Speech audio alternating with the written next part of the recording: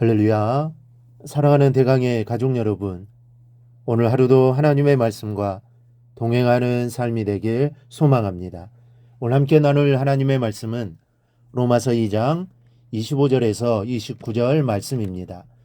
내가 율법을 행하면 할례가 유익하나 만일 율법을 범하면 내 할례는 무할례가 되느니라. 그런즉 무할례자가 율법의 규례를 지키면 그 무할례를 할례와 같이 여길 것이 아니냐. 또한 본래 무할례자가 율법을 온전히 지키면 율법 조문과 할례를 가지고 율법을 범하는 너를 정죄하지 아니하겠느냐. 무릇 표면적 유대인이 유대인이 아니요 표면적 육신의 할례가 할례가 아니니라.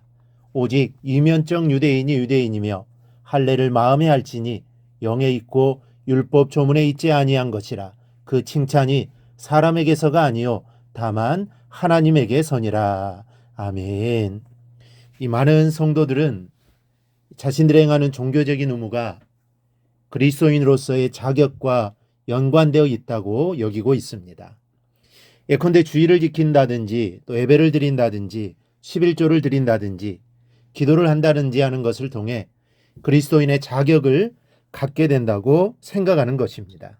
그래서 그들 마음 한구석에는 항상 무언가를 해야 하고 무언가를 바쳐야 한다는 강박관념이 있습니다. 이와 마찬가지로 유대인들은 율법과 할례가 자신들을 유대인답게 한다고 생각했습니다. 자신들에게 율법이 있고 할례를 행하는 이상 자신들은 선택된 백성인 유대인으로서 부끄러움이 없는 자격을 갖춘 자들이라는 것입니다. 그래서 선택된 백성이라고 스스로 생각하면서 늘 다른 민족들을 이방인이라며 오만하게 멸시했습니다. 그러면 과연 율법과 할례가 진정한 유대인의 자격을 부여하는 것일까요? 이런 궁금증에 대해 바울은 내가 율법을 행하면 할례가 유익하나 만일 율법을 범하면 내 할례는 무할례가 되느니라고 말합니다. 이 말씀에서 바울의 논리는 이렇습니다.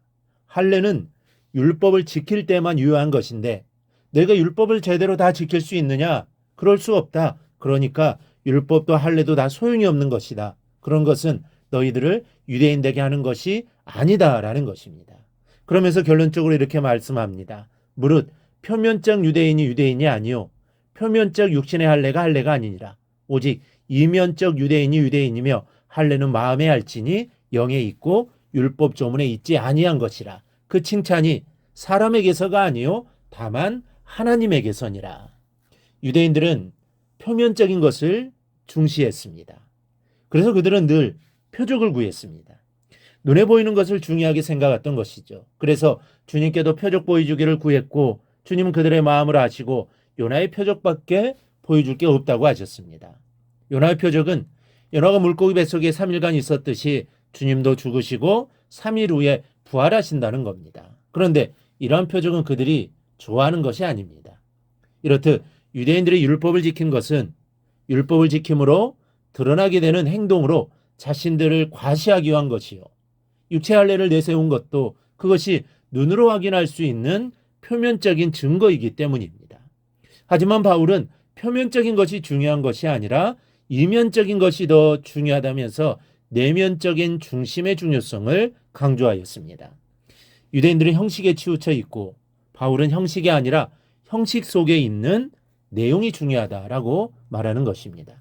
여러분, 오늘 본문 말씀은 실제 마음으로는 주님을 사랑하지도 섬기지도 않으면서 외양만큼은 그럴듯하게 꾸며서 내세우는 현대 그리스도인들에게 주시는 말씀입니다. 오늘날 단지 세례받았다고 또 내가 집사요, 권사요, 장로 직분을 받았다고 아니면 내가 몇십 년 교회를 다녔다는 것만으로 구원받아 하나님의 자녀가 된 것이냐 생각하는 위험한 성도들이 얼마나 많은지 모릅니다. 그러나 이런 외부적인 조건들, 화려한 신앙적인 경력들, 형식적인 조건들이 갖추어져 있다고 해서 구원받은 백성이 되는 것은 아닙니다. 만약 그렇다면 유대인들이 율법과 할례라는 조건을 갖추고도 질책을 당하지 않았을 겁니다.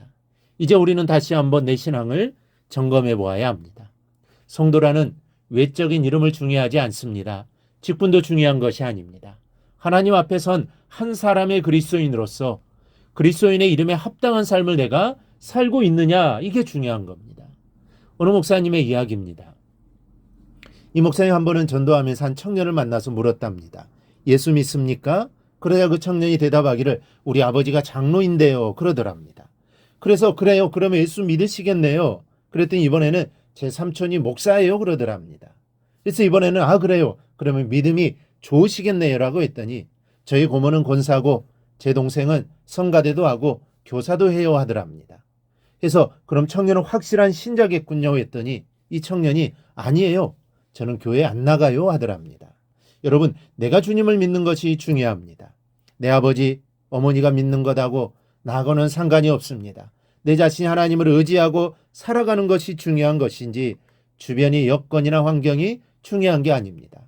마찬가지로 믿어도 진실되게 믿어야지 예수를 믿는 냄새만 풍기는 것 갖고는 안 됩니다. 직분 잘하고 또 신앙생활 오래 했다고 화려한 경력에 금치를 해서 내놓아야 다 쓸데없다는 말씀입니다. 진실되게 믿는 그 중심이 중요합니다. 마음의 할례를 받아야 하는 것입니다. 언제든지 중심을 하나님께 드리는 신앙생활을 하시기 바랍니다. 하나님은 중심을 보십니다. 겉모습이 아니라 중심을 하나님을 섬겨야 합니다. 그래야 그 중심을 하나님 보시고 함께 해주시는 것입니다. 우리 모두 이름뿐인 성도가 아닌 진짜 참된 성도로 하나님께 인정받으시기를 바랍니다. 그리하여 하나님의 기쁨이 되고 하나님의 영광을 위해 살아가는 성도들이 되기를 주님의 이름으로 축원합니다.